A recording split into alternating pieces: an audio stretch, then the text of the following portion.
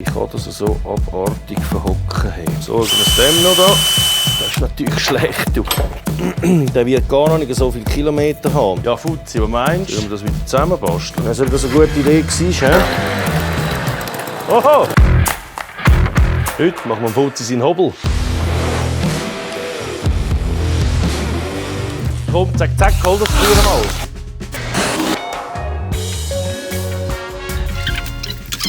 Also, es hat ja geheißen, das letzte Mal 20 Kommentare. Das haben wir natürlich locker geschafft.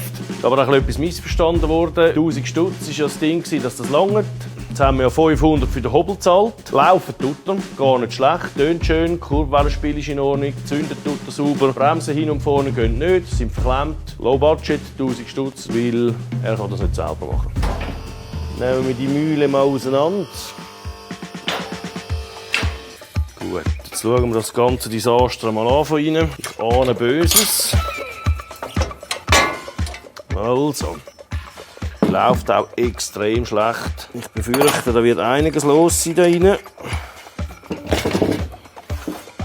Ja, lustig, die hure Bremsbäckchen sieht noch top aus. Das ist einfach, ja, dann müssen wir das zerlegen. Das ist einfach verrostet wahrscheinlich. Da geht gar nichts mehr. Wird verrostet sein. Der Rest sieht jetzt gar nicht mal so hurenleid aus. Da. Klar ist natürlich uraltes Fett, aber es hat noch irgendetwas drin. Irgendein Gemisch von Wasser und Fett. Aber jetzt nehmen wir hier zuerst einmal die Staubbüchsen raus. Das sind so Büchschen. Wir das jetzt zuerst mal putzen und schauen die Kügel und alles an. Das Fett ist extrem zäh. Das ist vielleicht auch der Grund, dass er so schlecht läuft. Die Kügel an sich sehen aber eben noch top aus. Sie hat natürlich wieder Glück, oder? Die Lagerkohlen sind 1A. Also die Lagerschale. Dann holen wir dann gerade noch die Konus, schauen die noch an. Also, da sieht man auch, wo es läuft. Und zwar hier im Radius rein. Da laufen die Kügel. Und das sieht also wirklich verhältnismäßig sehr gut aus. Die sind gern relativ heftig angefressen. Die Lagerkonus. Die Gegenstücke sind jetzt natürlich noch wichtig da. Die müssen wir aber zuerst noch putzen, dass man die Oberfläche sieht.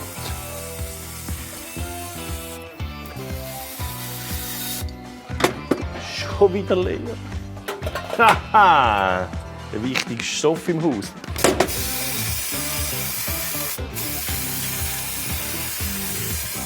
Also, jetzt sehen wir hier die zwei Konus. Nachher, man sieht, die Oberfläche ist mehr oder weniger gleichmäßig. Es ist auf jeden Fall nichts angefressen. Wenn sie natürlich angefressen sind wie die Sau, gibt es zwei Varianten. Entweder neu oder bis zu einem gewissen Maß kann man es auch leicht überdrehen. Oder? Es ist natürlich einsatzgehärtet da, dass die Oberfläche hart ist. Sonst laufen sie viel zu schnell ein. Das müssen wir auseinandernehmen, putzen, schmieren ein bisschen und wieder zusammenbauen. Zuerst mal die Backen raus. So, ich kann das so abartig verhocken. Hey. Ah, schau jetzt. Ein bisschen schmutzig da. Ja, aber das ist... Decken wir am Arsch. Der Nocken da, der müsste jetzt auf diese Seite rauskommen. Da haben wir ein Bremsärmchen drauf und der ist einfach komplett verhockt. Wahrscheinlich nur Rost.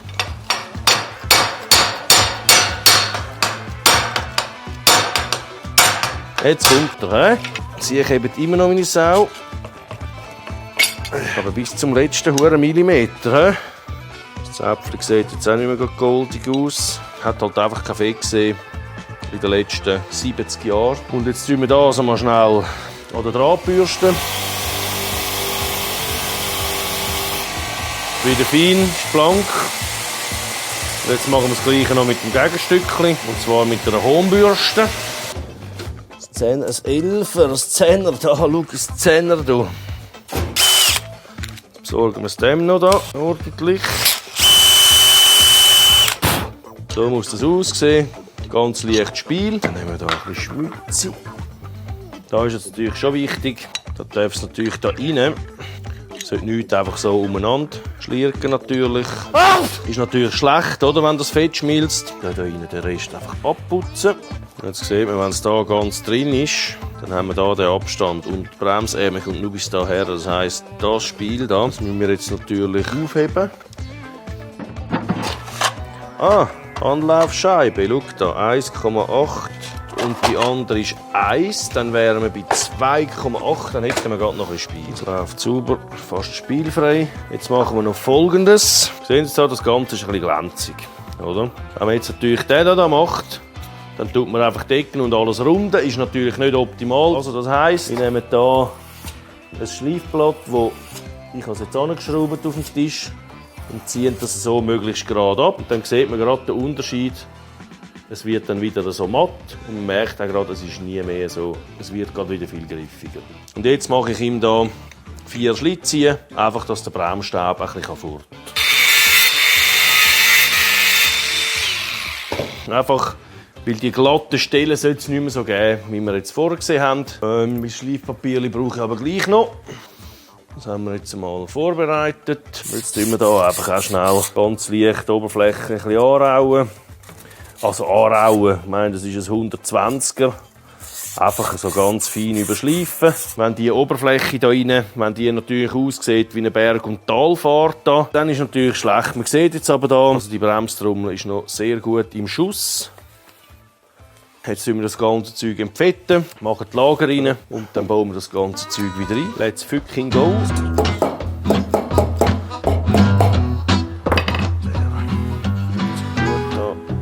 Also, jetzt wichtig, jetzt gehe ich noch die Pfoten waschen. Sehr wichtig natürlich, da rein muss absolut fettfrei sein. Komm Schatzeli, so. Jetzt finde ich das noch ein lustiger Trick. Dann nehme ich da das Schraubenzieherli. Klopfe die einfach so ab. Klappt das aber nicht. So steht jetzt das an. Gut, dann machen wir es so. Jetzt ist nämlich schon fast zu Ring gegangen. In der Regel geht das hure gut. Au. Jetzt ist es gegangen. Sehen wir, jetzt können wir das mit einem Finger bewegen. Und es schnallt wunderbar wieder zurück. Ja, ist jetzt schon fast ein bisschen zu wenig Spiel da.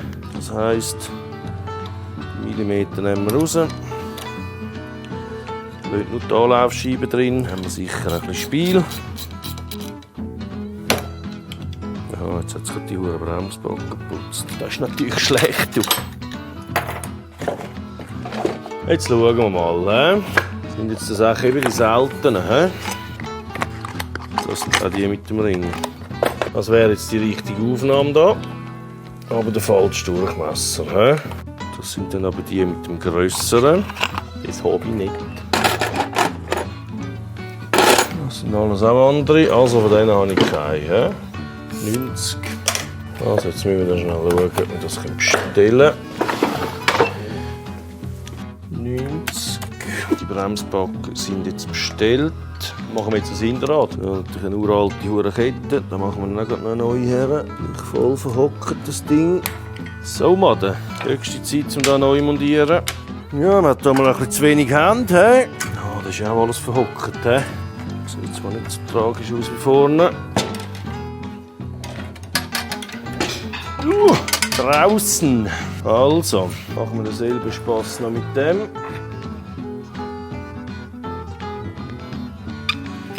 Das läuft, tut denen gut. Ja, ist ein bisschen alt, aber gar nicht so schlimm.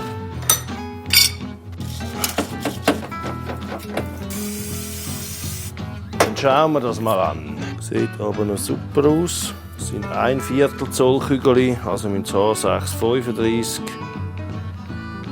Ganz absolut. Also das Rädchen ist wahrscheinlich gar nicht so viel mal rundherum. Darum ist wahrscheinlich auch der Motor eben so gut, weil der wird gar nicht so viele Kilometer haben. Gekauft, der ist top Futzi, ich sage das du. Also die Lagerstellen absolut gar nichts machen. Die muss man nicht abschleifen, abdrehen, überhaupt nichts. Das Problem ist ja immer bei diesen Rädchen, die Lagerschalen, die kommt man noch nicht über oder nicht mehr über. Und darum muss man mit diesen Rädchen halt immer, da holt man das Beste raus, was geht. Eben wie gesagt, so die Konen, man kann es natürlich abdrehen. Dann kann man es auch wieder einsatzhärten, wenn man es ganz extrem will. Das ist natürlich immer ein bisschen eine Frage, wie viel will man ausgeben, oder? 3, 4, 10. Ich muss sagen, die hure Farbe hebt einfach gleich wie ein Satan. Ich hätte es nicht gedacht beim Anschauen, oder? Wir haben auch schon Hübel gehabt, oder? Dann haben sie so ein bisschen Sind zusammen ein bisschen gemalt worden. Dann schaust du die Farbe einmal ein bisschen schräg an, sie geht schon ab, oder? Das ist jetzt hier absolut nicht der Fall. Gut, mit denen machen wir jetzt genau dasselbe.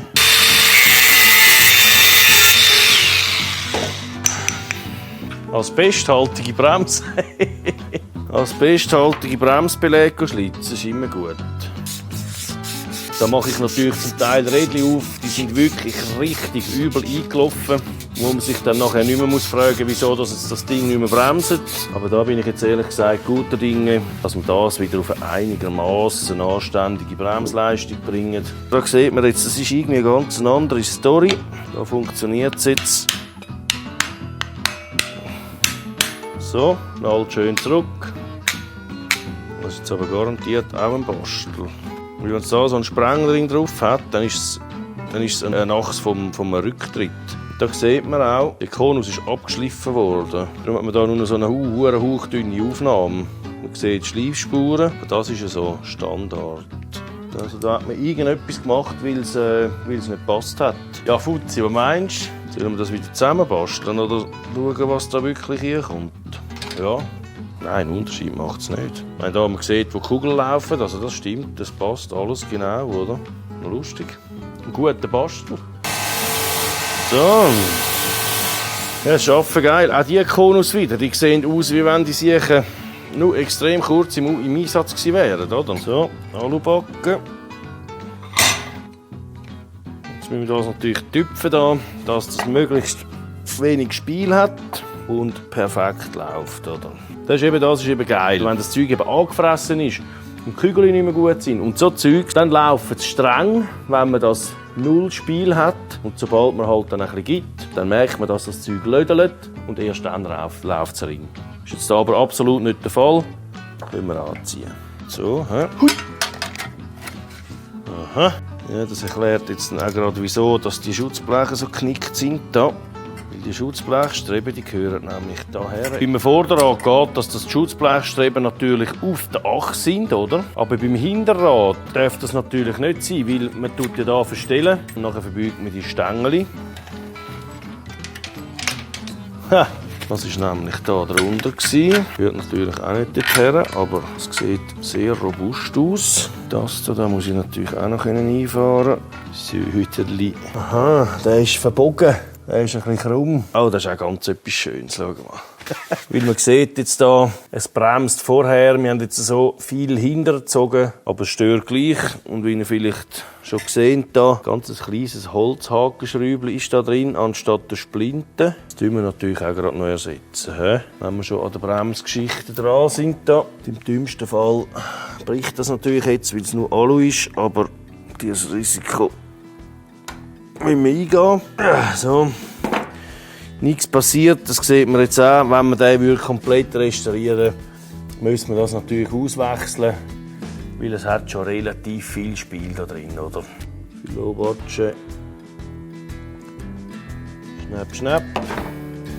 Gut, jetzt hebt das auf jeden Fall. Die Kette tönt gut. Laufen tut es auch gut. Jetzt machen wir die eben gerade noch da oben her. Wir sehen aber gerade noch etwas anderes. Und zwar da sind noch die zwei Schrauben noch extrem lang. So, gut, jetzt kommt das sicher nicht mehr in den Weg. Also, jetzt machen wir hier Helicoil rein. Helicoil ist eine lässige Sache, weil ich mache sehr gerne bei Aluminium zum Beispiel, mache ich grundsätzlich gerne Helicoil rein, weil das Alu ist natürlich sehr weiches Material und die Helicoil, das sind so Gewindesätze. Ich zeige es gerade mal schnell. Die meisten werden es natürlich kennen. Das sind so Gewindesätzchen. Die gibt es in verschiedenen Längen. Wenn man jetzt eben gerade in Aluminium rein so Gewindesätze macht, ist natürlich viel robuster. Und da hat es jetzt einfach den Vorteil, weil Gewinde auf dieser Seite jetzt quasi fast nicht mehr vorhanden sind. Ich zeige jetzt gerade mal, wie man so ein Helicoil da setzt, ohne Akku. Muss ich schnell holen. Wir haben jetzt natürlich einen speziellen Bohrer für das Gewinde. Jetzt tun wir das einmal vorbohren.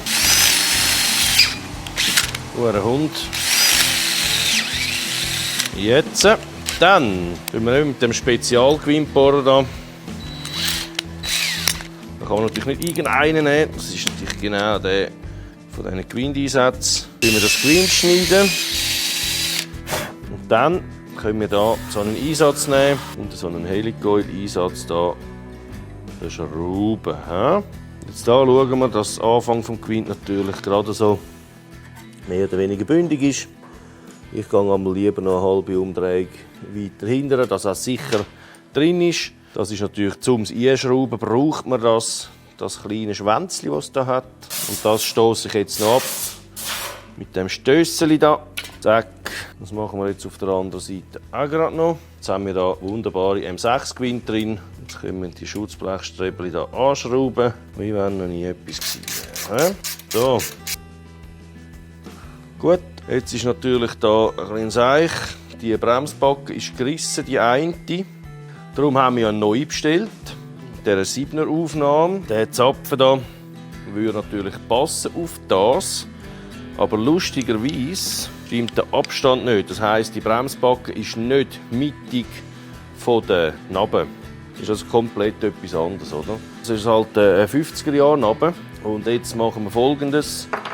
Jetzt passen wir die hier an, weil die kommt man natürlich heute noch über. Jetzt passen wir die an. So lässig ist der da. Gut, jetzt hoffen wir, das ist da. Pech gehabt, das ist ja nicht der richtige Abstand. Wir müssen jetzt hier Büchse machen, dass das hier kein Spiel mehr hat, dass das nicht arbeiten kann und in der richtigen Position ist natürlich. Das ist jetzt bei dem leider 1,5 mm aus der Mitte und dann noch ein Einstich in die Büchse, wo wir die Federn nachher montieren können. 7 auf 10, 20 lang.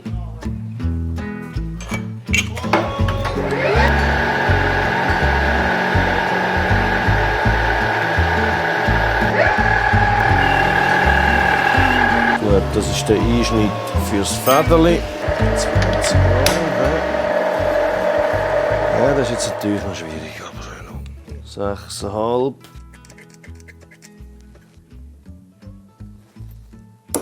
So. So. Die wir natürlich zuerst ein bisschen vorbohren.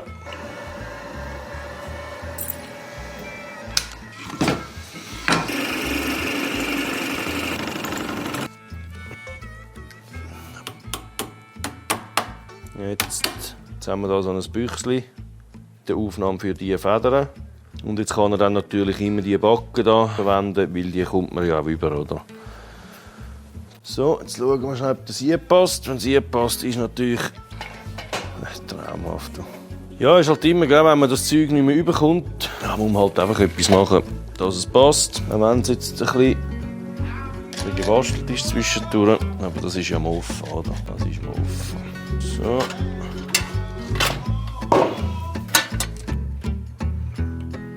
Wunderbar. Und fertig werden Esel.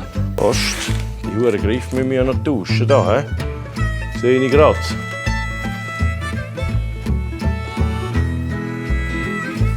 Das Zeug muss natürlich alles fort. Ja, ist ein bisschen zäh. Es gibt da natürlich verschiedene Tricks. Man kann das ins warme Wasser tun oder Spezialspray nehmen oder irgendetwas. Jetzt hier hinten probiere ich es jetzt einmal ohne, weil da sehen wir, da haben wir so einen Riffel. Da kann man es dann schon ganz leicht einölen, dass es ein bisschen ringer läuft. Aber da hinten will ich das eigentlich nicht machen, weil wir haben ein glattes Rohr. Und dann gerade beim Gashebel kann das sein, dass das Rohr nachher, dass das immer mitdreht nachher, oder? Jetzt wollen wir mal schauen. Das sind aber schon Zähne. Oh je! Ja, das ist natürlich meistens ein bisschen mehr im Durchmesser.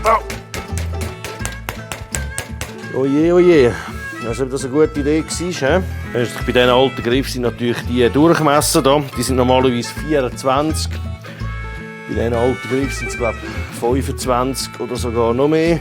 Ja, 26 sogar anstatt 24. Wegbringe ich den wahrscheinlich jetzt auch nie mehr. Natürlich mit Bremsreiniger sollen noch die alten Rückstände wegnehmen. Da wäre noch hure schlau gewesen. Und da mal auch noch da mit Luft einblasen. Ja, das geht so gut. Trick 28. Eben da leicht ölen kann man schon, wenn es Riffel hat.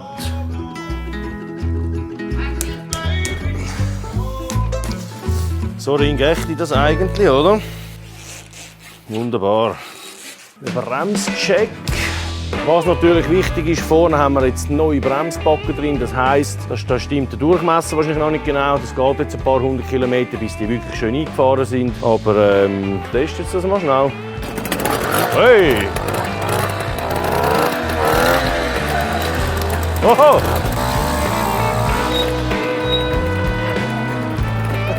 Das dahinter zieht automatisch. Die Vorder' halt eben neue Bäckchen drin. Aber die kommt schon noch. Die kommt schon noch. Das stimmt top. Also, solltest du keinen Crash mehr machen? Willst du noch einen Testfahrt machen?